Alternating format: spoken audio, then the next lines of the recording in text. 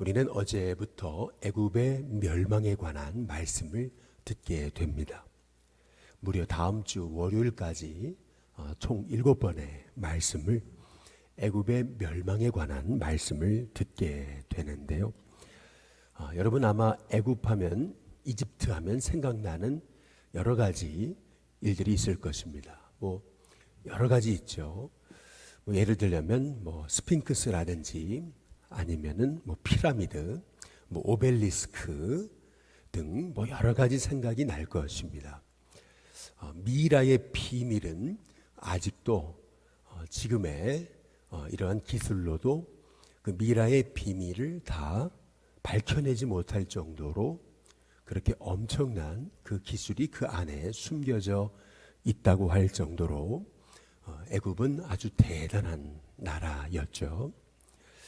그러나 지금은 이집트 그러면 주목받지 못하는 그러한 나라 가운데 하나이겠죠. 저도 이집트를 처음 갔을 때 마침 도착했던 때가 바로 밤이었습니다. 어두운데 불빛에 비춰진 이집트는 아주 정말 에덴 동산 같이 멋있었습니다. 역시 성경에 나온 이집트는 정말 멋있구나 이제 이런 생각을 하고 잠을 자고 일어났는데 다음날 아침에 길거리를 가면서 놀라게 된 사실은 길거리에 쓰레기가 질비하고 또 교통 시스템이 얼마나 많이 부족한지, 이런 교통 시스템에서 이렇게 차들이 이렇게 다니는 것도 참 신기하다라고 생각될 정도로 그렇게 참 실망스러웠던 곳이 이집트였습니다. 아니 어떻게 그렇게 과거에 그 엄청난 영광을 누렸던 애굽이 이렇게 미약한 나라가 됐을까? 참 의문이 생기는 거죠. 그런데 오늘 말씀에 그 해답이 있습니다. 오늘 15절에 보시면은 나라 가운데 지극히 미약한 나라가 되어 다시는 나라들 위에 스스로 높이지 못한다. 이렇게 말씀하십니다. 내가 그들을 감하여 다시는 나라들을 다스리지 못하게 할 것임이라. 다시는 그들이 다른 나라를 다스리지 못하도록 이집트를 아주 지극히 미약한 나라가 되게 할 것이다. 이제 이렇게 말씀하고 계시는 것을 볼 수가 있습니다. 하나님의 말씀대로 그렇게 과거의 영광을 누렸던 그 이집트는 다시는 나라를 다스리지 못하는 나라가 된다. 참 너무나 놀랍게도 하나님의 말씀이 그대로 성취된 것을 볼 수가 있는 거죠. 근데 그 이유가 16절에 나와 있어요. 그들이 다시는 이스라엘 족속에 의지가 되지 못할 것이요.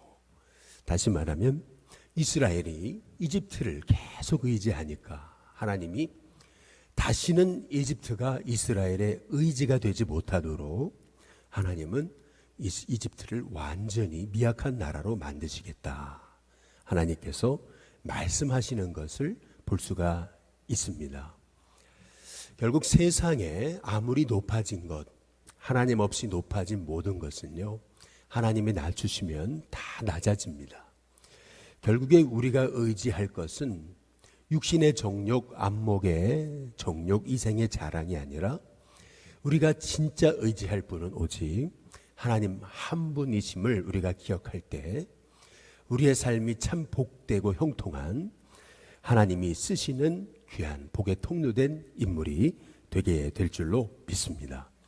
오늘 말씀해 보시면은 17절에 이제 이렇게 말씀을 하세요. 27째 해 첫째 달 초하루에 여호와의 말씀이 내게 임하여 이르시되라고 말씀하시거든요. 꼭 우리가 지난주까지 두로에 관한 말씀을 나눴던 것과 똑같습니다. 두로에 관한 예언도 7가지 말씀을 주셨거든요. 두로에 관해서 말씀하실 때마다 여호와의 말씀이 내게 임하여라고 이렇게 말씀하셨습니다. 근데 똑같이 이집트, 애굽을 향한 말씀도 이게 다 여호와의 말씀이다라고 에스겔을 통해서 말씀하고 계세요. 그런데 오늘 말씀에서 우리가 특별히 조금 의아하게 생각되는 것은 20절에 보면은 그들의 수고는 나를 위하여 한 것이다. 이제 이렇게 말씀하고 계세요. 바벨론이 두로를 망하게 한 것, 그리고 바벨론이 애굽을 망하게 한 것, 그것은 다 하나님을 향한 수고였다. 이제 이렇게 말씀하고 계세요. 다시 말하면 하나님이 바벨론을 들어서 저 두로와 애굽의 진노의 막대기로 사용하고 계신다라고 하는 말씀이거든요. 이게 왜 의아한 것이냐면은 바벨론은 우상의 나라입니다. 우상의 나라를 하나님이 쓰고 계신다라는 그런 말씀인데요. 아니, 하나님이 쓰실 게 없어가지고 저 우상의 나라 바벨론을 들어서 두로를 치시고 애굽을 치시는 건가? 하나님이 그렇게 쓰실 나라가 없나? 라고 생각될 정도로 그게 참 의아한 거죠. 그들의 수고, 바벨론의 수고는 나를 위하여 한 것이다. 이제 이렇게 말씀하고 계시거든요. 그들이 한 수고는 뭐냐면은 두로라고 하는 나라는 우리가 살펴봤듯이 하나는 육지에, 바다 곁에 육지에 있고 하나는 바다 가운데 있는 나라였습니다. 바벨론이 두로를 멸망시키는데 이게 굉장한 시간을 소모했습니다. 육지 곁에 있는 두로는 멸망시켰지만 바다 가운데 있는 두로는 제대로 멸망을 못 시켰어요. 그러다 보니까 오늘 여기 말씀에 보시면은 18절에 이렇게 얘기를 해요. 인자야, 바벨론의 느부갓네살 왕이 그의 군대로 두로를 치게 할 때에 크게 수고하여 모든 머리털이 무질어졌고 모든 어깨가 벗어졌으나 그와 군대가 그 수고한 대가를 두로에서 얻지 못하였느니라. 여기 보면은 이 바벨론의 두로를 향한 수고에 대해서 모든 머리털이 무질어졌고 이렇게 얘기하거든요. 모든 머리털이 무질어졌다는 얘기는 대머리가 될 정도로 머리털이 다 빠지는 수고를 했지만 이런 얘기입니다. 바벨론이 두로를 멸망시키기 위해서 얼마나 애를 썼는지 너무나 수고를 많이 해서 머리털이 다 빠질 정도로 그렇게 바벨론이 수고를 많이 했다라는 말씀입니다. 이제 그럼에도 불구하고 이 바벨론이 두로에서 얻은 게 별로 없어요. 바다 한가운데 있었던 두로를 멸망시킨 것은 완전히 멸망시킨 것은 아니기 때문에 그래서 하나님께서 오늘 주시는 말씀은 이 바벨론이 애굽을 침으로 그 모든 수고에 대한 대가를 이 바벨론에게 주겠다 하시는 말씀입니다. 그런데 참 너무나 놀랍게도 이 바벨론이 한 수고, 머리털까지 빠질 정도로 수고한 것은 다 20절에 나를 위하여 한 것이다. 이제 이렇게 말씀하고 계시거든요. 아니, 바벨론은 하나님을 모르는 땅인데 그 땅이 애굽을 멸망시키고 두로를 멸망시키는 것이 그것이 어떻게 하나님을 위한 것인가? 그들의 수고는 나를 위하여 한 것이다. 이제 이렇게 말씀하고 계시거든요. 우리가 오늘 이 말씀을 통해서 너무나 중요한 한 가지 사실을 깨닫게 됩니다. 하나님의 백성이 깨닫지 못할 때 하나님은요, 뜻밖에도 믿지 않는 사람을 통해서 하나님의 사람을 깨닫게 하실 때가 있습니다. 하나님은요, 우리가 너무 못 깨달으니까 하나님은요, 전혀 생각지 못한 사람을 진노의 막대기로 사용하셔서 나를 깨닫게 하시도록 수고하게 하신다라고 하는 그런 말씀이거든요. 이게 무슨 말이냐면은 이렇습니다. 한 신실한 여성이 있었는데 믿지 않는 남편과 결혼을 하게 됐어요. 그런데 조건을 하나 걸었습니다. 나와 결혼하는 대신에 당신이 교회에 나와야 된단 말이죠. 남편은 아내의 말대로 교회에 나와줬습니다. 그래서 결혼을 하게 됐죠. 근데 1년, 2년, 3년, 4년 지나는데 남편은 교회는 나오는데 신앙이 바로 서지를 않아요. 그냥 억지로 교회를 나오는 거예요. 이제 그러다 보니까 아내의 마음이 곤고해지거든요. 남편을 보니까 한숨만 푹푹 나고 이 남편과 어떻게 내가 신앙의 깊은 것을 대화할 수 있을까? 남편에 대한 실망감이 생기기 시작하고 그러면서 믿음도 없는 남편, 그러면서 남편을 정죄하기 시작하고 급기야는 남편과 이제 이혼의 위기까지 가게 됐던 것입니다. 이혼의 위기에 오니까 이 여자분이 하나님 앞에 가서 기도하는 거죠. 하나님 어떻게 하면 좋겠냐고. 왜 나의 남편은 안 바뀌냐고. 왜 남편은 이렇게 신앙이 바로 서지 않냐고 하나님 앞에 그렇게 엎드려서 기도하는데 하나님이 뜻밖의 말씀을 주시더라는 겁니다. 그것은 뭐냐 하면은 네 남편이 잘못한 게 하나도 없다라는 겁니다. 네 남편은 네가 교회에 나와주면 그러면 결혼하겠다라고 한 그 약속은 다 지켰다는 겁니다. 분명 교회에 나와달라고 한 그 약속 열심히 교회 나와주지 않느냐 네 남편이. 너와 약속 다 지킨 거라고 하나님께서 말씀하고 계시는 거예요. 가만히 생각해 보니까 이 아내분이 생각해 보니까 자기가 기도한 거는 남편이 교회 나와주는 거였다는 거예요. 남편이 잘못한 게 하나도 없더라는 거죠.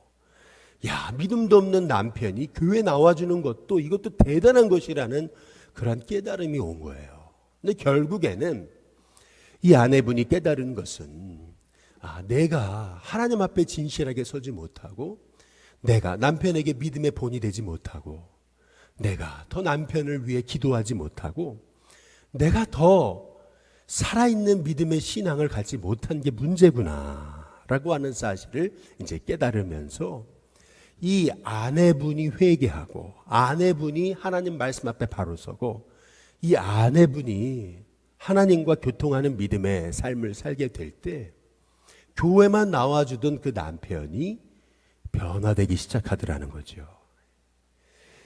다시 말해 하나님은 이 아내분을 변화시키시기 위해서 하나님은 남편의 수고를 통해 이 아내분을 새롭게 하셨던 것이라는 거예요. 우리는 우리 남편, 우리 아내, 우리 자식이 나를 너무 이렇게 힘들게 할 때가 있어요. 그러면 저 자식 때문에, 저 남편 때문에, 저 아내 때문에 자꾸 남편, 아내, 자식 탓을 합니다. 그러나 오늘 말씀에서 우리 하나님이 주신 음성은 그게 남편의 잘못, 아내의 잘못, 자식의 잘못이 아니고 바로 나를 변화시키시기 위해서 하나님이 그들로 하여금 수고하게 하시는 거다라고 하는 하나님의 말씀을 지금 우리에게 주고 계시는 것입니다. 실은 이스라엘이 애굽 의지하면 안 되는데 지금 오늘 말씀 27째 해 첫째 달 초하루라고 말씀하시는데 이때는 언제냐 하면은 이스라엘이 바벨론에게 애워싸여가지고 이제 멸망을 앞두고 있는 때인데 시드기야는요 예레미야의 말을 귀 기울이지 않고 애굽 의지하면 안 되십니다 라고 하는 그 말씀을 들었음에도 불구하고 시드기야는 끊임없이 애굽만 쫓아가거든요. 시드기야는 끊임없이 애굽만 바라봐요. 하나님 바라봐야 되는데 그러니까 하나님께서요 깨닫지 못하는 이 시드기야 이스라엘 백성을 향해서 바벨론이 수고해서 너를 침으로 너를 깨닫게 하기 위해서 하나님은 바벨론을 들어서 너를 깨닫게 하는 진노의 막대기로 사용하고 계시다라는 거죠. 저와 여러분이 하나님 말씀에 서지 않으면은요 하나님은요 때로는 믿지 않는 이 바벨론을 들어서라도 저와 여러분을 결국 하나님 앞에 엎드리게 하시는 분이시라는 것을 오늘 말씀을 통해서 우리가 깨달아 알아야 되는 것입니다. 바벨론의 수고, 바벨론이 애굽을 치고 두로를 치고 이스라엘을 치는 것은 하나님이 바벨론으로 하여금 이스라엘을 치라 하신 바로 이 바벨론의 수고는 하나님을 위한 수고였다라고 하는 사실을 우리가 깨닫게 될 때에 하나님은 왜 이렇게 내게 어려움을 주시는가? 왜 내 아내 남편은 저 모양인가, 내 자식들은 저 모양인가, 이제 이게 아니고 그들이 나를 위해 수고하는 거예요. 그들이 하나님을 위해 수고하는 것입니다. 우리가 그 사실을 깨달을 때, 아, 그렇구나. 내 삶에 이렇게 고통을 주는 저 사람은 하나님이 세우신 진노의 막대기구나. 저 사람이 나 때문에 진짜 수고하는구나 라고 하는 사실을 우리가 깨달아야지만 우리가 이 애굽과 이 두로와 이 이스라엘의 멸망을 통해서 하나님이 이스라엘에게 주시는 하나님의 말씀의 의미가 무엇인지 우리가 깨닫게 되는 하나님의 종들이 되게 될 줄로 믿습니다. 그들의 수고는 나를 위한 것이다. 하나님이요, 하나님 백성이 깨닫지 못하니까요, 결국에는 세상 바벨론까지 진노의 막대기로 드신다 라고 하는 사실을 깨달을 때 말이죠, 우리의 삶에 어려움이 오고 고난이 오고 우리의 삶에 힘든 일이 올 때 단지 저 사람 때문에 탓하지 마시고 오히려 참 그가 날 위해 수고한다, 나의 변화를 위해서 그가 수고한다 라고 하는 사실을 깨달으면서 오히려 내가 하나님 바라보지 못한 것에 대해서 회개할 수 있는 저와 여러분이 다 되시기를 주님의 이름으로 축복합니다. 그리고 오늘 21절에 보시면 그날에 나는 이스라엘 족속에게 한 뿔이 돋아나게 하고 라고 말씀합니다. 나는 또 내가 그들 가운데서 입을 열게 하리니 라고 말씀합니다. 그날은 언제냐면요, 이스라엘이 의지하던 애굽이 멸망하는 날입니다. 그날에 내가 의지하던 것이 다 무너지던 날에 이스라엘 족속에게 한 뿔이 돋아나게 하겠다라고 하는 말씀이거든요. 저와 여러분이 의지하던 세상 것이 다 무너져야 그때야 비로소 나의 구원의 뿌리신 예수님을 믿는 믿음이 새롭게 살아나게 되는 것입니다. 실은 내가 의지하던 애굽이 무너지는 것은요, 내게 고통스러울지 몰라도 여러분 그것은 복입니다. 실은 내가 의지하던 세상 것, 그 애굽이 무너져야 되는 것입니다. 그 날에, 애굽이 무너지는 날에 이스라엘 족속에 한 뿔이 돋아나게 된다, 입이 열린다, 이렇게 말씀하고 계시거든요. 결국 내가 의지하던 육신의 정욕, 안목의 정욕, 이생의 자랑이 무너져야 됩니다. 내가 의지하던 세상 것들이 무너져야 그때야 비로소 내게 진짜 구원의 뿌리신 예수님을 믿는 이 믿음이 새롭게 살아나게 된다라는 것이죠. 그래서 어찌 본다면은 내 인생에 이렇게 애굽이 무너지는 날은 이것은 어찌 보면 내게는 복입니다. 내가 의지하던 것들이 다 무너져야 그때야 비로소 내가 진짜 하나님을 의지하게 되고 내가 진짜 하나님을 의지하게 될 때 그때야 비로소 하나님을 믿는 믿음이 새로워지게 된다라고 하는 그런 말씀인 것이죠. 저와 여러분의 인생 가운데 내가 의지하던 것들, 애국과 같은 것들, 돈, 명예, 세상 권력, 또 건강, 또 자녀, 내가 의지하던 것들이 있잖아요. 그게 내 뜻대로 안 될 때, 다 무너지는 것 같을 때, 소망이 사라지는 것 같을 때, 오히려 그때가 내 안에 진짜 예수님을 믿는 믿음이 새롭게 되는 그러한 기회다라고 하는 사실을 생각할 때요, 망했다고 낙심하지 마시고 또 내 인생 힘들게 됐다고 낙심하지 마시고 오히려 지금이 내 믿음이 새롭게 되는 때이구나 라고 하는 사실을 깨달으면서 그 날에 비로소 이스라엘에 한 뿔이 돋아난다. 애굽이 무너져야, 내가 의지하던 세상 것들이 무너져야 비로소 내 안에 진짜 믿음이 생겨지게 된다라는 것이죠. 따라서 저와 여러분의 인생의 절망이 찾아오는 것은 오히려 축복입니다. 오히려 내 인생에 고난이 찾아오는 것은 축복이라는 거죠. 오히려 내 인생에 자식이 말 안 듣고, 또 자식이 뭐 대학에 떨어지고, 또 자식이 직장 문이 잘 안 열리고, 또 이상하게 내 인생에 가정에 힘든 일이 생기고 사업이 망하고, 또 예를 들어서 코로나가 와가지고 막 힘든 일이 생기고 하는 것은요, 오히려 하나님이 내 믿음을 세우시고자 하는 또 다른 하나님의 계획이라는 사실을 깨닫게 될 때, 너무 내가 세상 좋아하니까, 내가 너무 애굽 좋아하니까 하나님께서 애굽을 꺾어버리시는 거거든요. 애굽이 망해야 되는 거거든요. 그래야 내 안에 진짜 믿음의 뿔, 구원의 뿌리신 예수님이 돋아나게 되는 거거든요. 그렇게 봤을 때 내 인생의 뜻대로 인생이 풀려지지 않는 것, 그것은 축복입니다. 저와 여러분에게 이러한 내 인생에 내 뜻대로 안 되는 그 상황이 오히려 나에게 있어서는 믿음이 새롭게 열리는 축복의 때가 될 수 있게 되기를 주님의 이름으로 축복합니다. 의사전도왕이라고 하는 이병욱이라는 장로님이 계시는데, 이분이 쓰신 그 중에 제일은 사랑이라는 책이 있습니다.